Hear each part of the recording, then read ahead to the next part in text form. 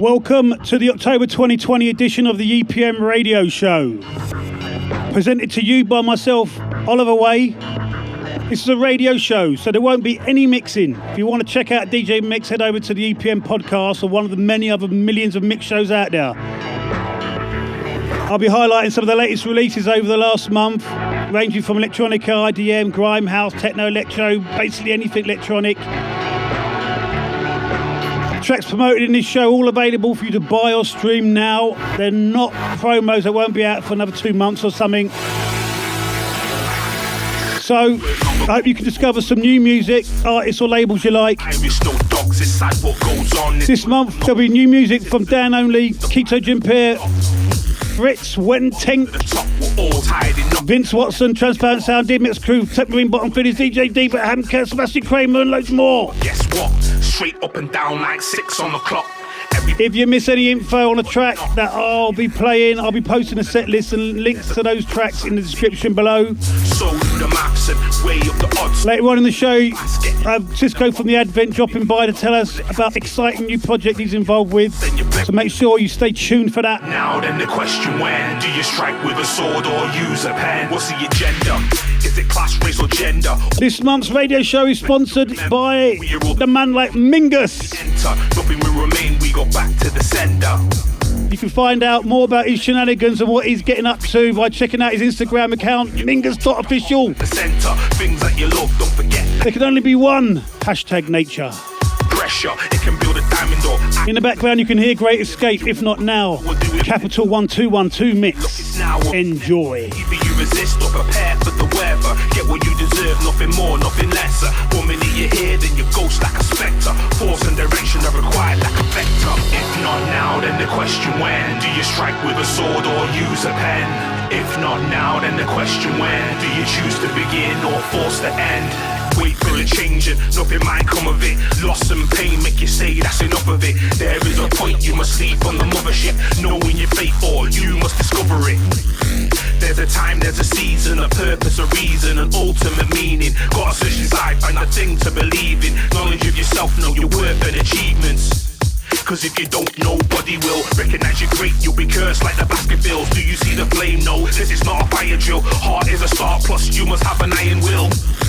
Look, it's now or it's never. You must persevere, face your fear and endeavor. Recognize success in the same breath as failure. Only one of you, so how do you measure? If not now, then the question, when do you strike with a sword or use a pen?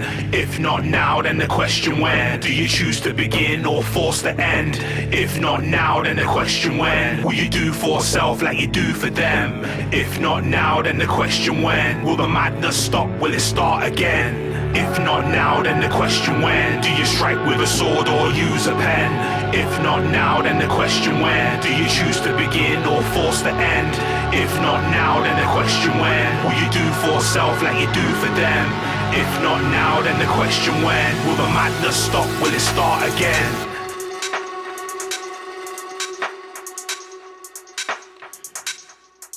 So that was on Edinburgh-based label Cloak X Dagger. Showcases a combination of electronic, hip-hop and all the genres that fall in between that.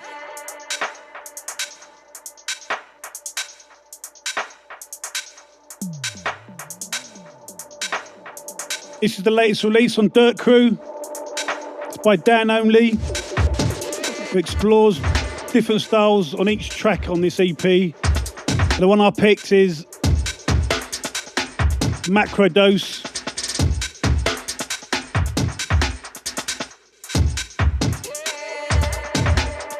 which I'll describe as deep drum and bass, a new subgenre I'm starting up. So anyone wants to know more about deep drum and bass, let us know. We'll see if we can get Beatport to set that genre up alongside organic house, whatever that means.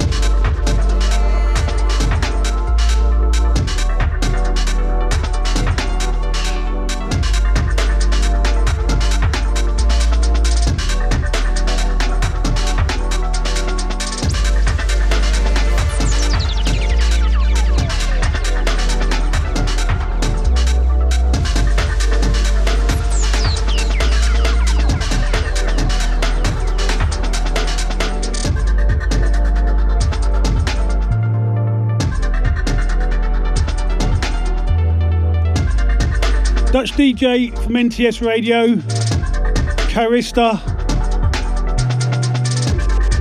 has a label named after her show, or maybe it's the other way around, called United Identities, which she uses to highlight new talent from the Netherlands. Music ranging from house, soul, jazz, basically just good music.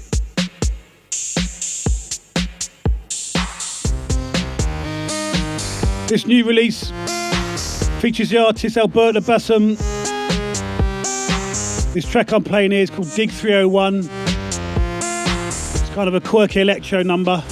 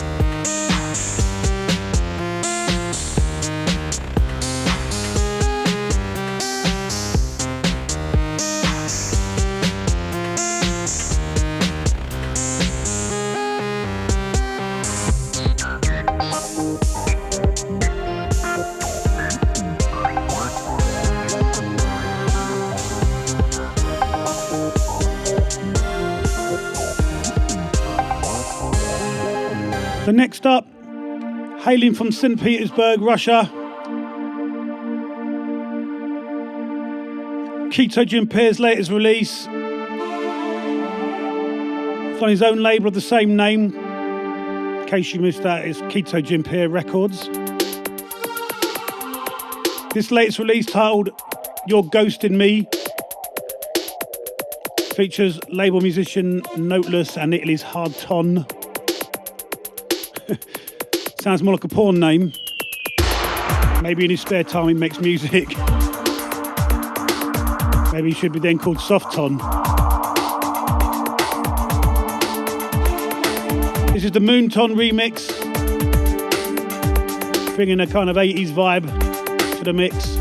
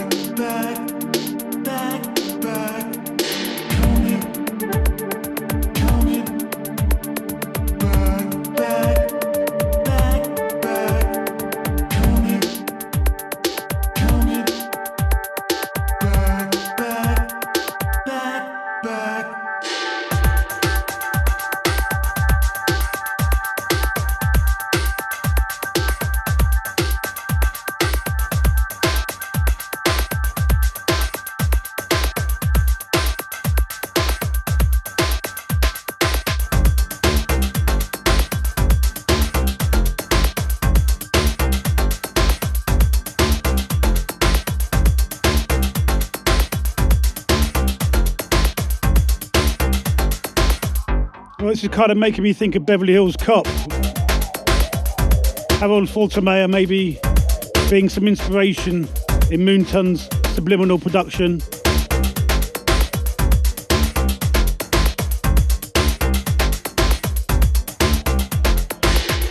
Anyway, taking things down a bit.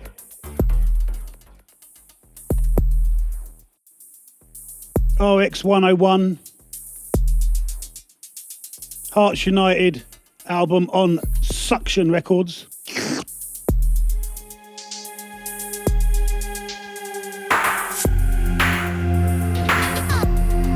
This is a Hearts United Brainwaltzera mix. It's taken from his album of the same name. Not Brainwaltzera mix, but Hearts United. If you're a fan of Aphex Twin, Reflex, Brain Dance compilation, and this is something for you, as RX 101 clearly is drawing inspiration from that sound, as you'll hear in this track.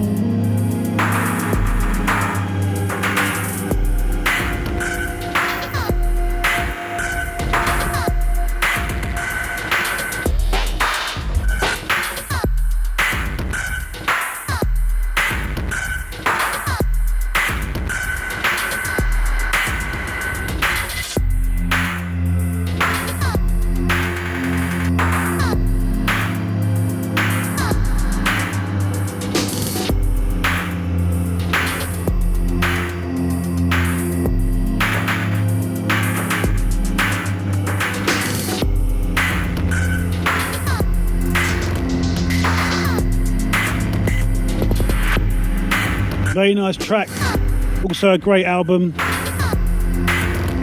The Brain Dance compilation on Reflex that I mentioned earlier, it's one of my all-time favourite compilations. Came out in 2001. If you've not heard it, go look for it. Features artists like Psylob, Music, Baby Ford, Luke Vibert, Mike Dread, Square Pusher as Chaos AD, DMX Krew, who I've got a track from on his latest album coming up later. Plenty more on there.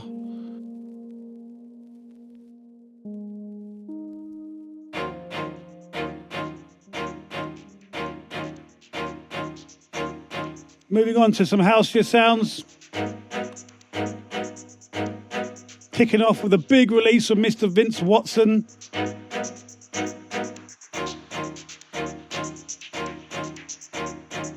The remixes from his Via album, which came out in 2018. The remix package out now includes legends in the house game, such as Joe Clausell, Osunlade, and Steve Bug. The remix I'm going to play is Osunlade's remix of Progress.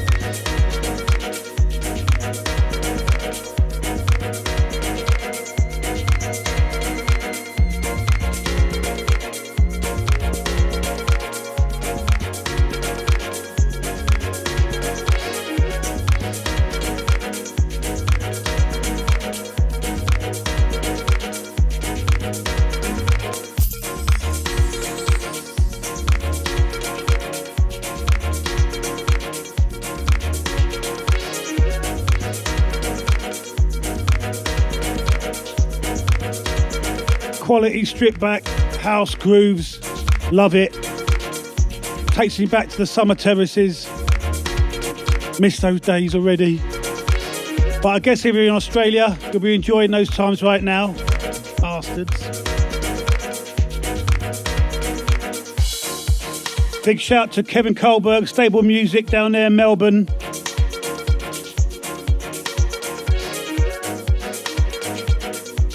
Hope you're enjoying your freedom down there after coming out of a 12-week lockdown, ready to run rampage over the city, no doubt.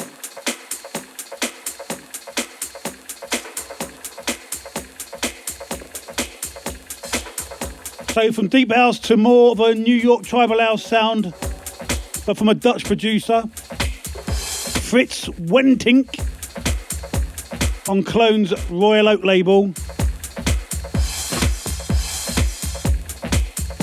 This track is taken from his new double EP. No, this track is taken from his new EP, Double Man. And this track is called Friends. Aww.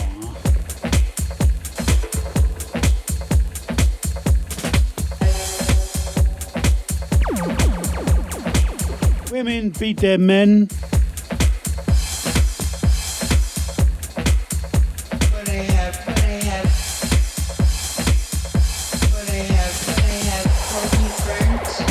Does remind me a bit of that Women Beat Their Men tune.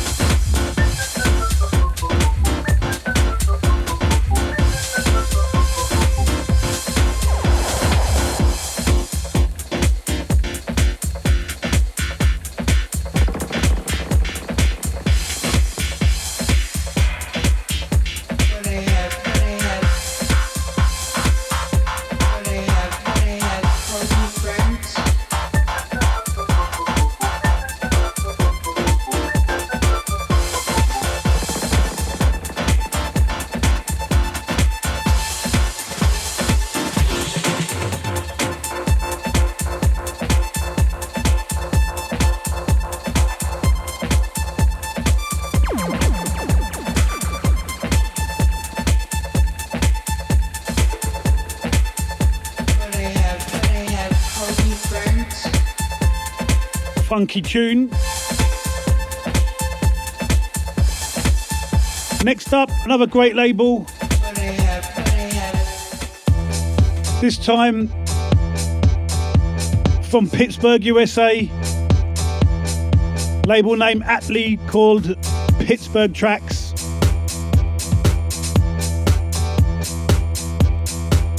This is a release from C. Scott, who's previously released on labels like Planet E.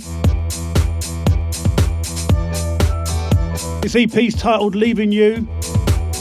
This is the last track on the release that I'm playing, titled Down the Drain, which is where things seem to be slipping over here in Europe with the current COVID situation. But hopefully this lifts your spirits. Whether that be vodka, gin, whiskey, raise your glass. Don't let it trouble your brain. Cause the way you move, trouble down the drain.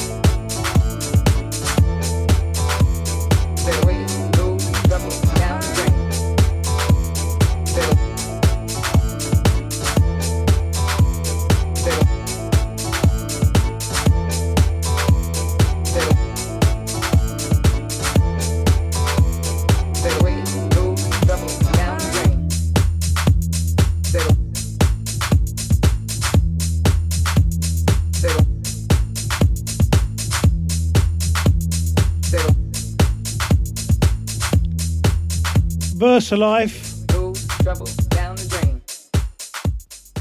is also known as Conforce on his techno releases.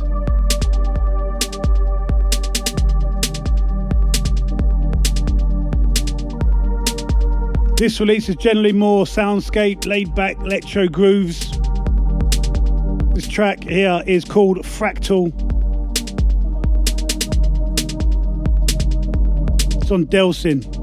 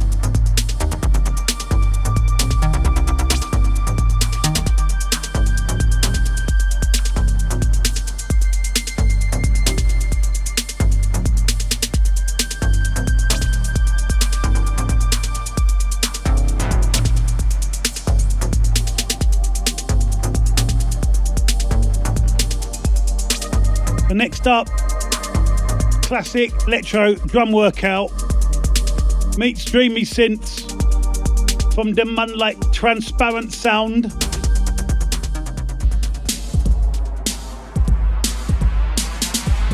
With his new release on Transparent Sound.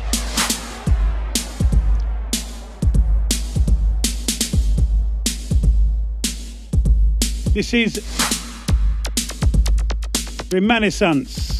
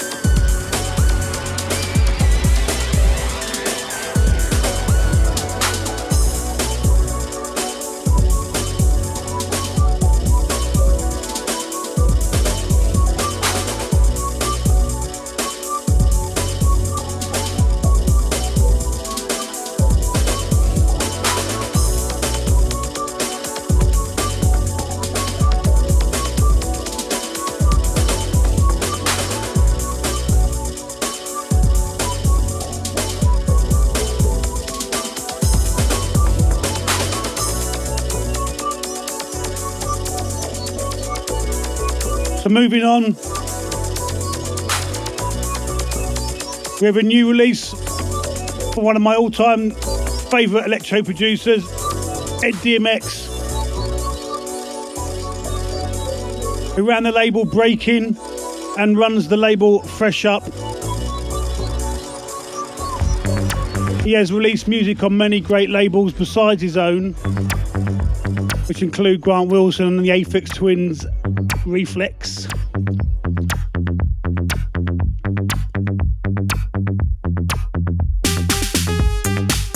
But under his DMX Krew moniker, it's a new album from him called Ghost Bubbles. But this track I'm playing is called Suboptimal.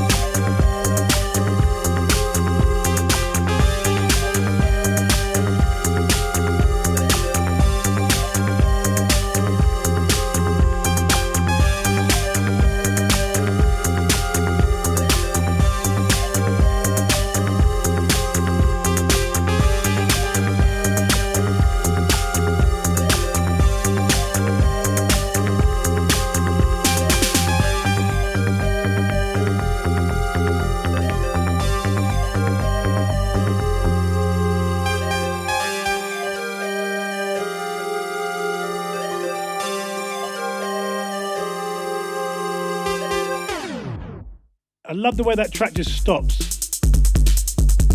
Done. Party's over.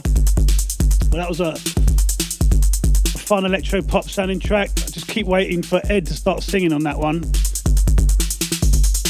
This new release on Klaxon. I've been following this label since they started back in 2000. Kicking doors down with a huge release from Dexter back then called I Don't Care, which is a track you should definitely go check out if you've not heard it. Anyway, this new release is from an artist called Seppa. Track is called Dark Lord.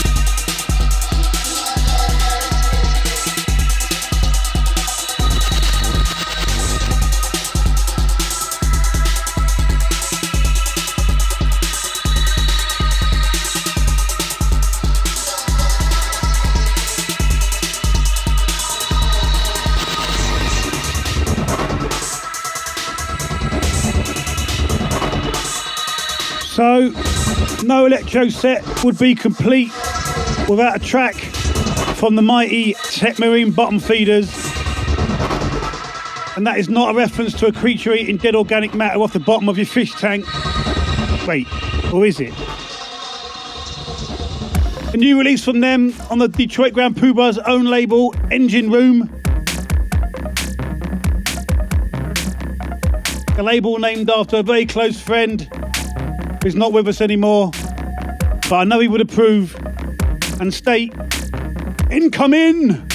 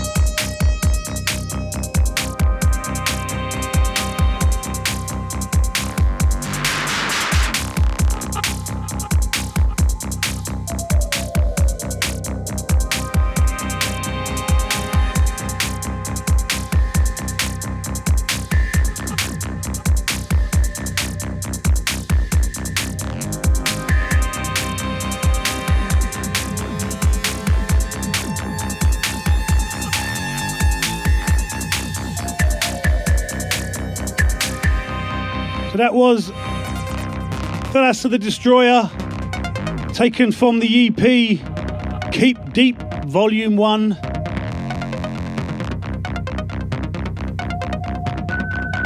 Check the release for more subaquatic sonars. So as we leave the electro part of the show and head into techno territory, it seems like the ideal time to welcome my guest for the month.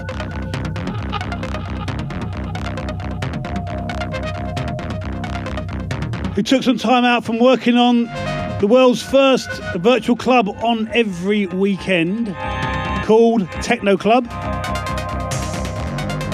which is bringing many of the top DJs from the underground house and techno and electro scene every week. Anyway, I don't want to go on about it too much. Hear about it from the man himself. Hi Cisco, thanks for taking the time out to join me on the EPM radio show. Hi Oliver, thanks for inviting me on your EPM show. Pleasure to be here. Just to give our listeners, I want to get a little background on how and when you got into the music production, not necessarily techno.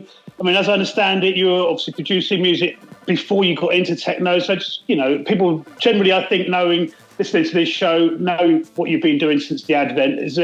I'd like to find out about how you got into it. Well, yeah, I mean, my background really, before even techno, before even house, I basically was a sound engineer, you know. Right. And I went to college, studied sound engineer for a few years, you know, and me and some mates that we, you know, at university made like a collective. Some of us went into one studio, some of us went into some mastering house, and I went to some studio. And I was learning how to do sound engineering. This is before even the explosion of acid house. This was before the explosion of house music. And you know, I was a sound engineer. I was working with people like Maxi Priest, Lou Sense, Sly Dunbar.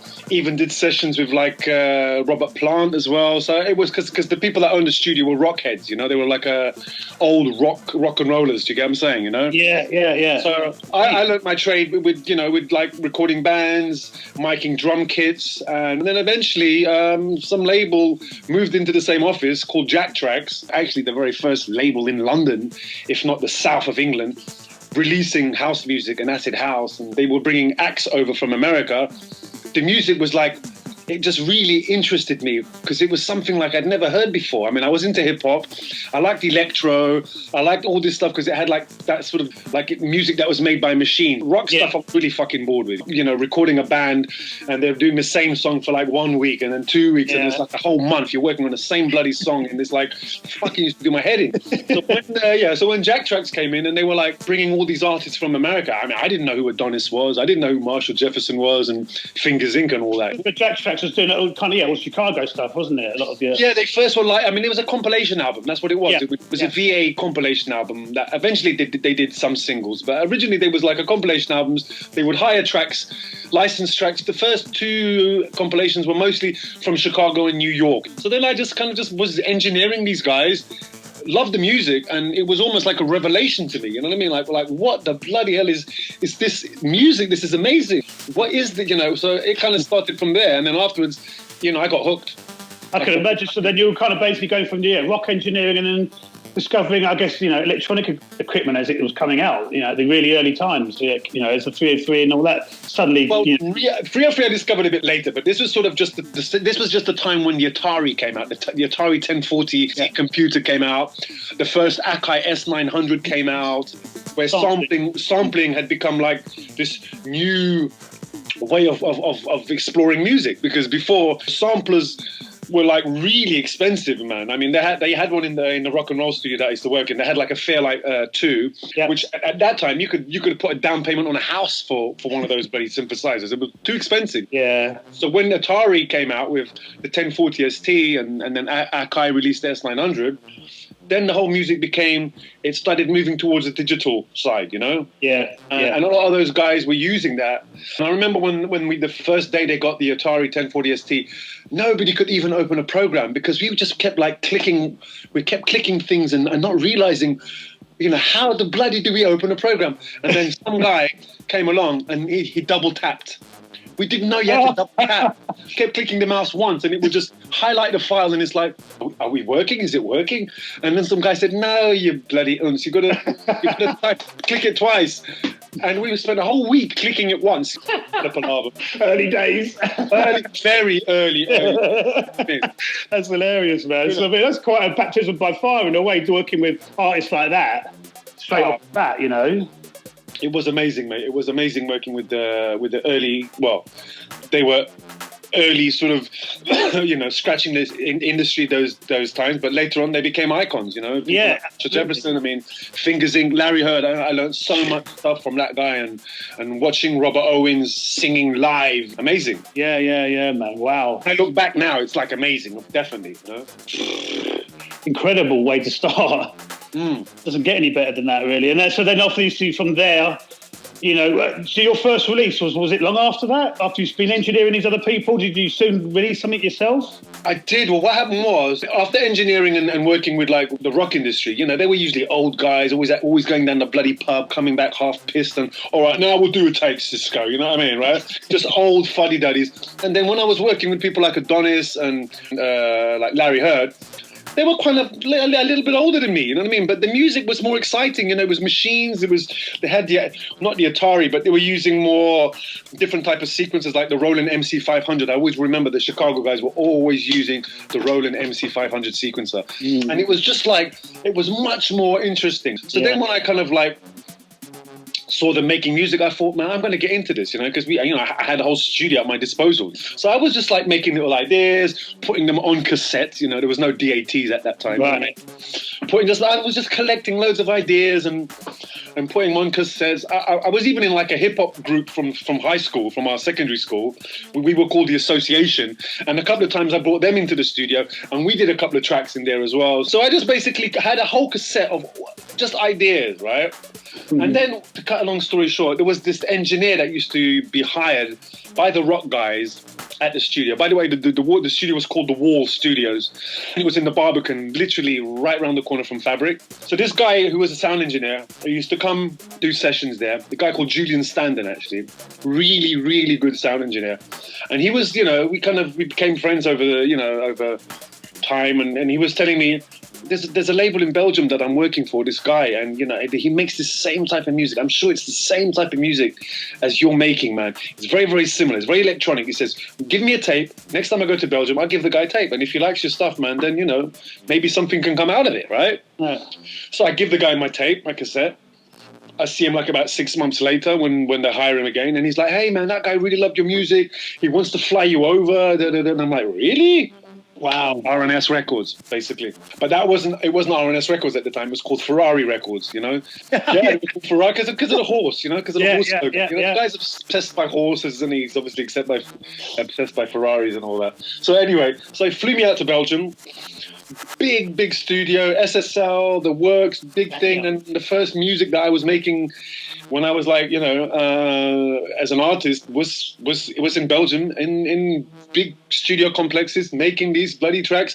And that later came out on Ferrari Records. So my first ever record was a cover of Jamie Principle, Baby Wants to Ride.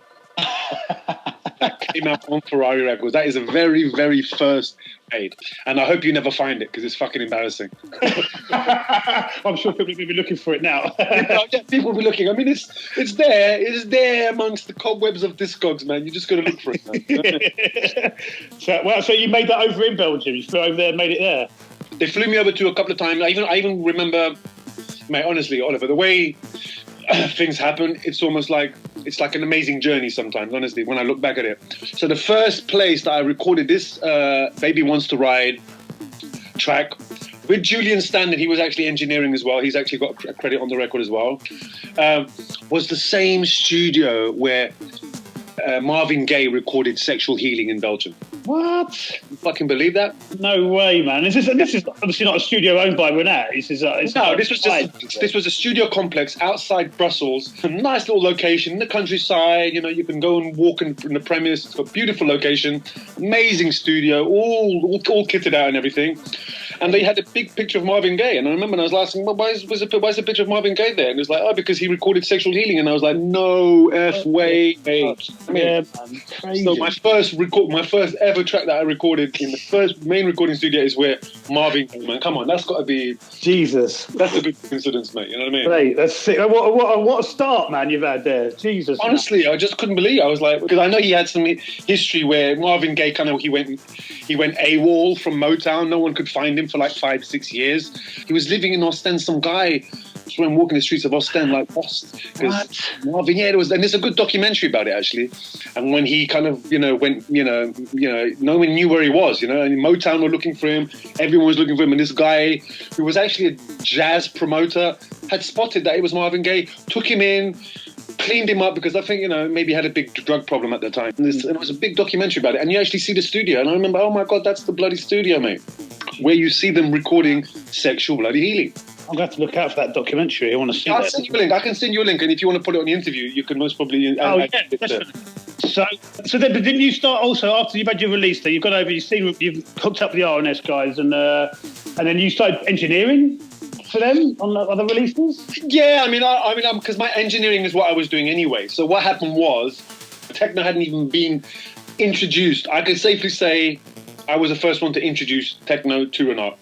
Introducing it to the whole sound, because my first records were all 120, 123 BPM, and all these new beat records were all like 90 BPM, because new was really slow. It was like a slow new wave, cold wave type of sound, very drummy and very industrial stuff. So then when I started doing loads of releases with him, I brought over Derek May for the first time. I introduced him to Derek May, because Derek May also did stuff with Jack Tracks, but I don't want to go and dwell on that too much. But so then when I was like, man, maybe if you wanted to just engineer some sessions. So then I just ended up engineering a few people, not too many. I remember doing couple of sessions with Black Dog when he flew Black Dog over. I did a lot of stuff with CJ, did stuff with Mundo Music, also Stacey Pullen, and a few other Belgian names as well. So I was almost like the in-house engineer for R&S. It was a very nice period that time, man. I must admit, man. Late 80s, early 90s. Maybe the best period of the scene so far, I think. Maybe. Well, think about it. We were just discovering things for them. No one had done a 4/4 beat where you on the last pattern you put like a little off kick, for example, or you do a little hi-hat, but maybe you try a different hi-hat pattern. Nobody had did these before. Now everyone is using the same patterns, everyone's using the same rhythms, the same sounds. It's just like an overused sound now. But back then we literally were doing these things for the first time, Oliver. So it was that's for me what was special about it. Absolutely. New ground, new territory, terra firma, mate. You know what I mean, man? Yeah, absolutely. Ground zero, baby. Exactly. Do you get what I'm saying? So then, from there, you've gone on, and what's happened after that? You've started working on other releases, like the label Fragile. You did a release on.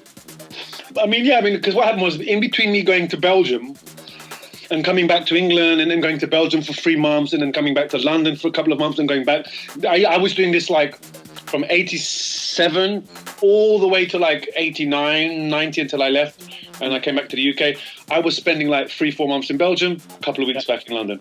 But what was happening in the middle of this, Oliver, was the rave explosion, the summer of love. So every time I was going back to London, I was going to all the underground parties, going to Wag Club, going to Cling Street, meeting people like Colin Favor, Kid Bachelor, all the UK dons at that time. So I was experiencing the whole wave of the very first warehouse scenes that we were having as well, and that was a huge influence on me as well, because I was hearing the music first in London, which was coming from America, and then using my influence to go to Belgium and make whatever I was making. Now you're right in the middle of it all.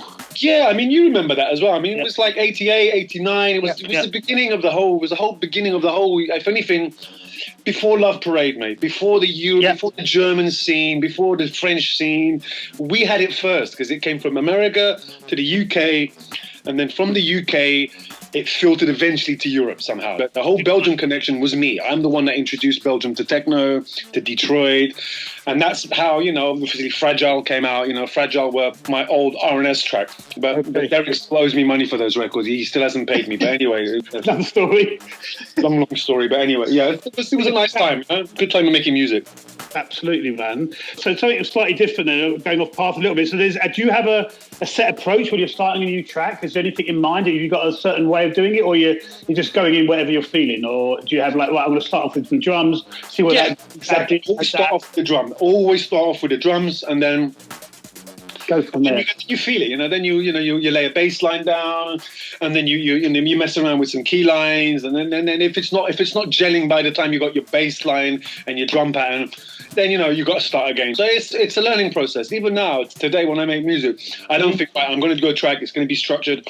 I'm going to do this. I'm going to do that. I'm not one of these that bloody studied in university, and for them it's like they make techno by numbers. You know what I mean? Right. I really hate when it's just like it's too predictable. If anything, that's what's missing with the techno. What's happening is it's missing the dirt in the sound. Everything's become too over polished, too clean. That's not techno music, mate. I don't care what anyone tells me. No, man. Techno is about the grit and that raw sound, which is lost. But it is coming back. There is a lot of DJs still playing that sound, and still pushing that sound that we've basically loved over the years. Emotion back into it rather just like you say, reading a book or watching a tutorial and going, okay, after 8 bars, this has got to happen. After 8 bars, this has got to happen. Yeah, and you put the compressor, you've got a side chain. You say, that's too. You need to put a high pass on that, man. No, what the fuck, man? No, that's now you're making. No, it's not about rules. You know what I mean, man? That's exactly right. Techno has no rules. That's the point of it. Yeah, but too mainstream now, Oliver. Now we live in 2020. Well, obviously a fucked up year, but 2019 or whatever, and the music scene is divided. Especially the techno scene is divided. You have the mainstream commercial sound, which is backed by corporations. It's backed by pumped social media. It's backed by. I mean, that is so fucking fake. You know what I mean? And then you got the people that are real more underground. Still fighting the cause and doing what they're doing. No, I wouldn't say sell out, but but not going in that direction. Absolutely. So then that leads me on quite nicely into asking about what I really wanted to talk to you about, which is, this is what led you into setting up the first ever virtual club with Techno-Club. So you've had a bit of time. Everyone's sitting around, cool. We're trying to find new ways of hearing music. So that fed into how this came about. I mean, tell us a little bit about this new venture of yours, how it came about, and what's the idea behind it. Yeah, well, I mean, it kind of like I've always had the idea, even before the COVID-19, of, how nice would it be for set up a couple of cameras, connect to the internet, and people could see you live and directly from your studio, whether if it's making music, making a track, remixing a track, doing a mix, but just so that people can see you in your comfort zone doing your thing, you know what I mean? So I always had an idea of that, but when the pandemic started kicking in February, I remember I was in Leeds doing my last gig. It was at Joy. Really good place, and we were completely packed. The best way to fucking finish before this pandemic happened anyway. Yeah. And I had a partner of mine, Dave Bate, who was actually coming to England on some work matters, and he was already, funnily enough, in Leeds. So I said to him, come down, I'm going to put you on the guest list. So we ended up, going to the party, having a good party, and then already things were trickling in the news about this COVID-19 thing. So we basically, we sat down, we had breakfast, and I was just talking to him about, if this pandemic, this COVID-19 gets worse, most probably the scene's going to stop. There's going to be no nightlife, do you get what I'm saying? And this was in February. So we were just brainstorming what could be a solution to do something online where people are having a club experience. Yeah. So we discussed about definitely has to have the equivalent of 5 to 10 rooms where people can see different styles of music. It should be on the weekend. It should be a club experience where people obviously have to pay because we want the DJs to be sorted and we want the music to be licensed, which means, it's like a radio station. Whenever there's a proper radio station that's licensed, put your tracks, they put the playlist and they send the money to PRS, MCPS, Sabam, Gamer, Burma Stemma, BMI, whatever. So all, music licenses were covered. So that was really, really important, man. And then Dave was like, I think we can do this, Cisco. Dave is, he works with Silicon Valley. He's a real nerd and computer head and all. So for him, this is possible. So that's where the idea started from. Then we just been chipping away every month until September the 18th and 19th, which is when we did our first free launch. So it's taken that whole time, Oliver, just to kind of how can we do it? What's the best way to do it? Do the research on the licensing. Who are the hosts that are going to host? How are we going to curate it? That's why I approached yourself. EPM is kind of stable. It's stable in the scene. People know you. You've got a good promotion company, So we wanted to have also key people involved as well. Yeah. We got like legends like Tony Humphries, who for me, that's somebody that I've always looked up to. Total legend. And when his manager Kelly was informed about it from one of our colleagues in America who works with Tony, she really loved the idea, and Tony really loved the idea. So, and he was completely behind it from the get-go. So we had people that saw the vision. I also approached a lot of people who didn't see the vision, but that's okay. It's a hard time. Now is not the best time to approach people. So we so now we just did our first month. It's, the numbers are slowly coming in, you know what I mean? We're getting a lot of visits and a lot of hits to the site. But of course, everyone's streaming for free. There's so much good variety out there. And we're sort of like saying, hi guys, we're offering the same type of platform, but you have to pay for our platform.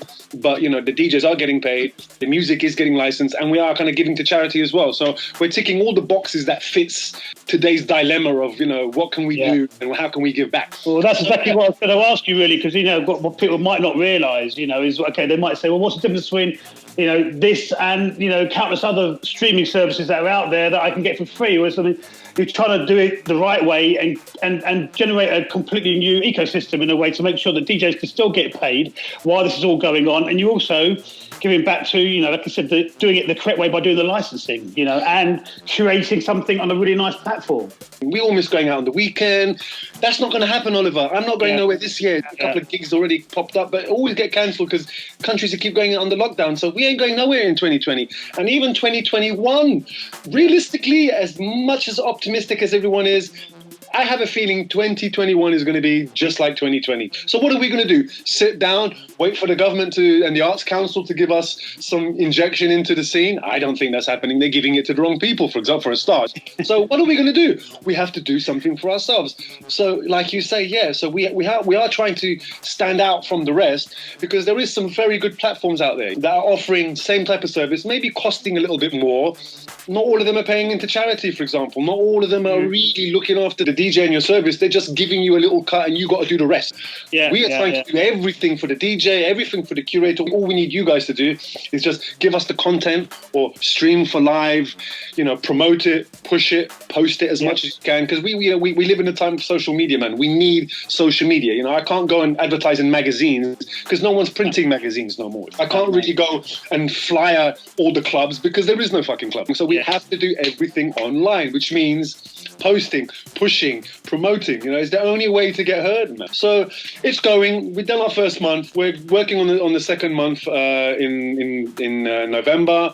So everything is still going, So these things take time, Oliver. Do you get what I'm saying? Of course. I mean, because you're doing something completely new, so it's going to take time, It's going to take time, We're going nowhere. So hopefully in 6 months we'll be maybe in a better position if more people hear about it. And so far we've had really good feedback. People love the platform, and obviously we're getting a controlled crowd, because obviously people that are going to pay into the service are people that are going to want to hear the music. So, you don't really get too much of the bad public and the trolling and all the negative stuff on our site. It's really people that love music. So the format being of the site is like it's every Friday and Saturday.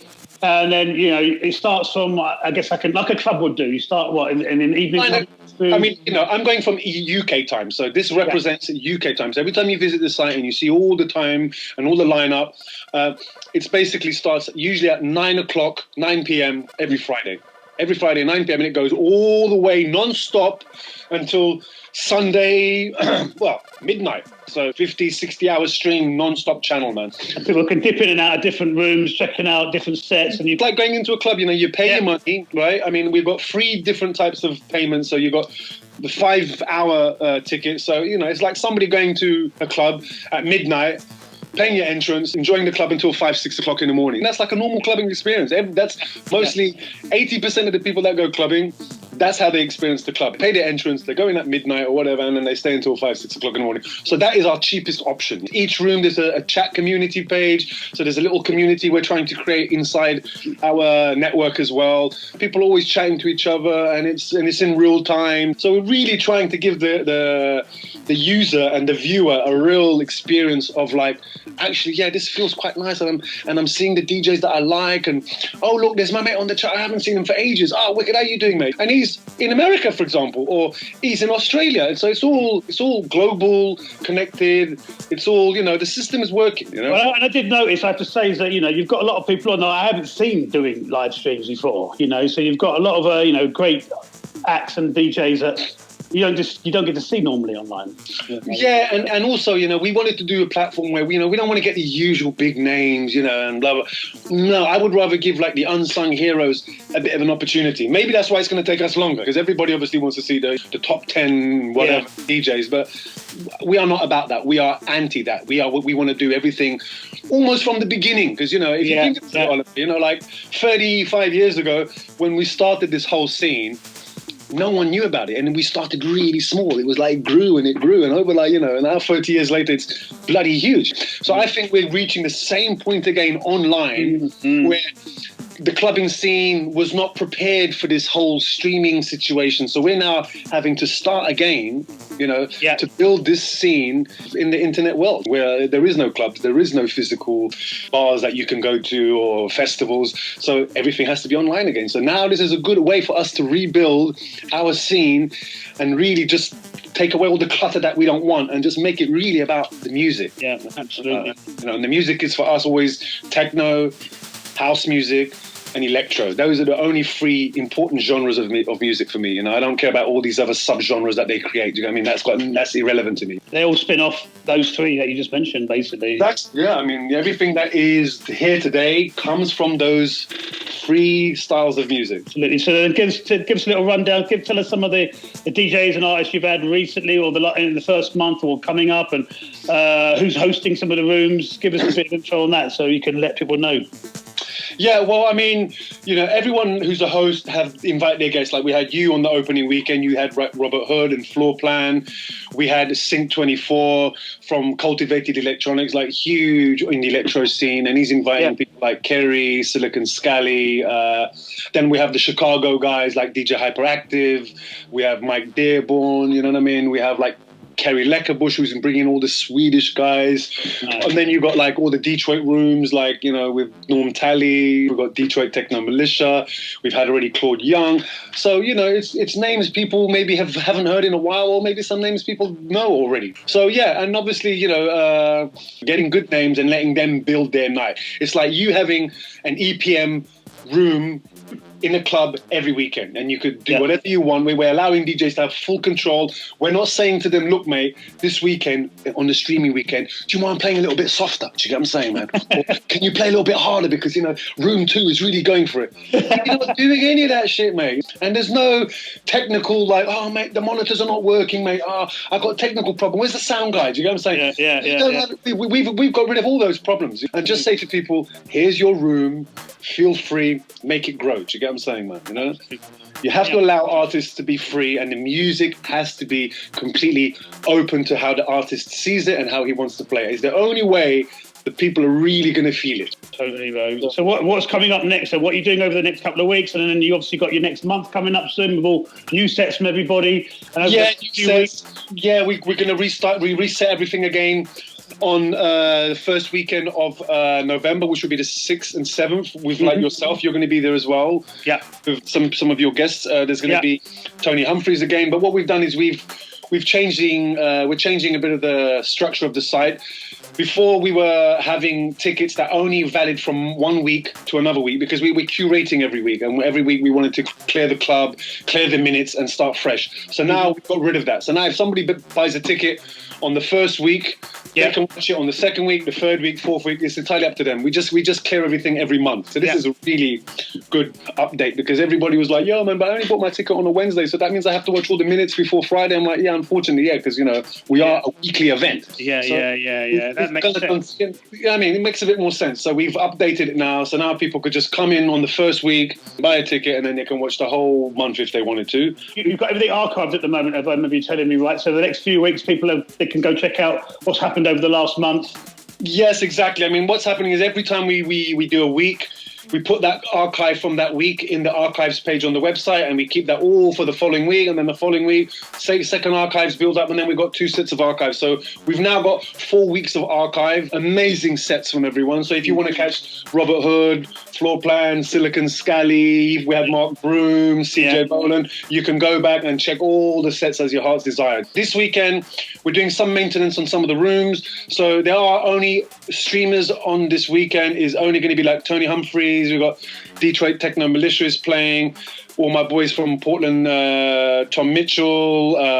So the club is still going. We're just closing a couple of rooms, just doing some structuring around. But we're going to be back in full force on the first week of November, man. So, but people can feel free, log in, check the archives, look at the residents. Exciting. I mean, 10 rooms of high quality underground house techno electro every week. Every week. I think we're the first to do that. And we're trying to offer people something that's like good value for money, I think. So it's just a matter of just time before people get to hear it. I think we just need to shout louder on the social media, mate. Absolutely, mate. Well, you know you've got mine and EPM's full support, and it's a fantastic concept. I urge any listener, if you haven't already gone, go check out techno-club.net. Every week, high quality shit, baby. That's what it's about, man. I mean, it's about the music. Yes. Well, I'm proud to be a part of it, mate, and I appreciate you letting me be involved with you on it. It's a real honour to have you on there, man, because, you know, you got so much connections to so many good artists, and this is a good way for them to you know, show their records or releases. I mean, you know, the thing is, people are still recording under the pandemic, so there are a lot of releases coming out, there are a lot of albums coming out, a lot of things coming out. So this is a perfect opportunity to also, you know, to showcase that. Absolutely. It's just at the moment, everything is... it's one big shitstorm at the moment, man. So we're just trying to rise above that and trying to keep some light in this fucking darkness, mate. But on that note, thanks so much for taking the time out to have a quick chat with me. Thanks a lot, Oliver, man. Really a pleasure speaking to you, man. You know, here to support. Glad you're part of it, man. And, you know, we'll keep pushing, man. Peace. Thanks so much to Cisco for joining me this month. Make sure you head over to the techno-club.net if you haven't been there yet to see what it's all about.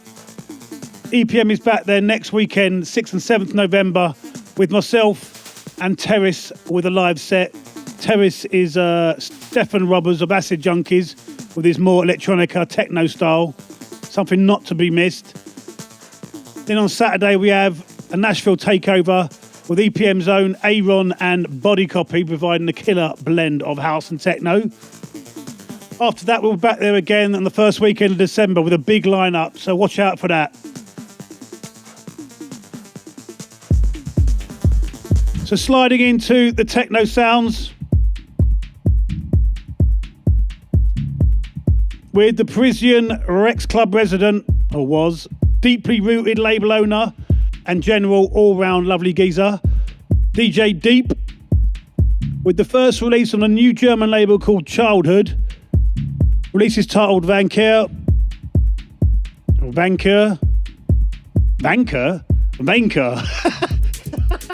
It must be Vanker. It couldn't be called Vanker.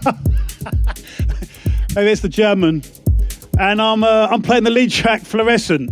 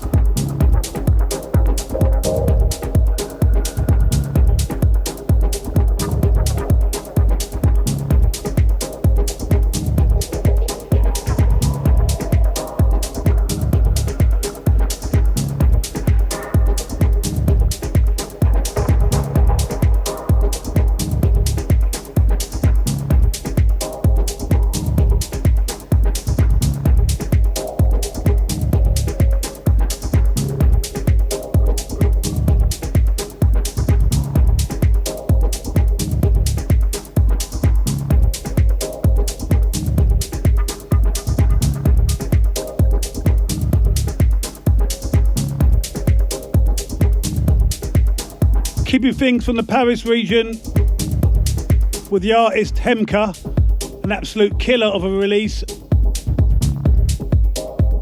And she's got out on Ben Sims's Symbolism imprint. Jempere's previously released on labels like Records, Balance, Labyrinth, besides others. This EP is called The Last Resort, and this track is Trapped in Paintings. Somewhere I definitely wouldn't want to be, unless it was a Bob Ross painting with all the happy trees.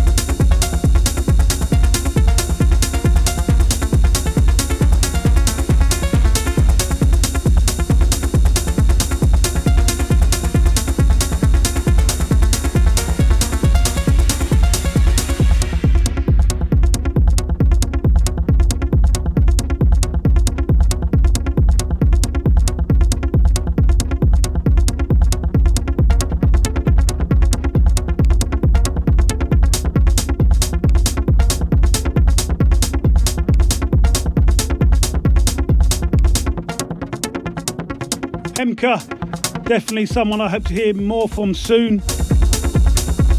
A rising talent for sure.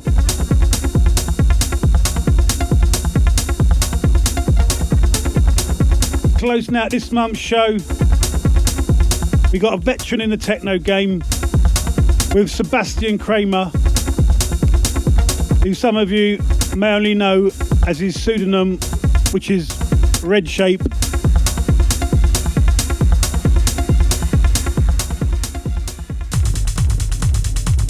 But this track It's taken from one of his early releases many years ago on a label owned by Mark Broom and Dave Hill called Pure Plastic, which has now been remastered. It's actually an entire album that was released on that label. The album's called Principles and Tactics Remastered. This track is called Odyssey, but I urge you to go check out the entire album. It's packed with gems. This is out now on Content Records.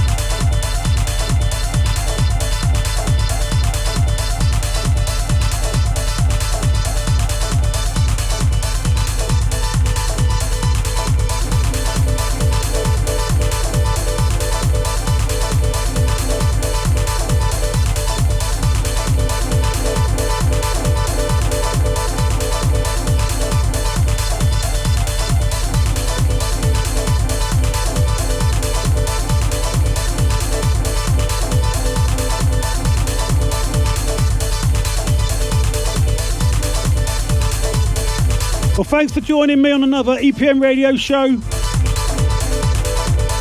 If you prefer to hear a mix, head over to our EPM podcast, which is hosted on SoundCloud or Mixcloud. Just go there and search for EPM-music. This month is hosted by Lost Desert, but there are loads of great mixes to check out there from many well-known international and up-and-coming talents. Just a reminder again, make sure you check out techno-club.net for weekly virtual events. Exciting things going on there. As I mentioned before, EPM hosts the Purple Room once a month with myself as resident and some great guests coming up each month.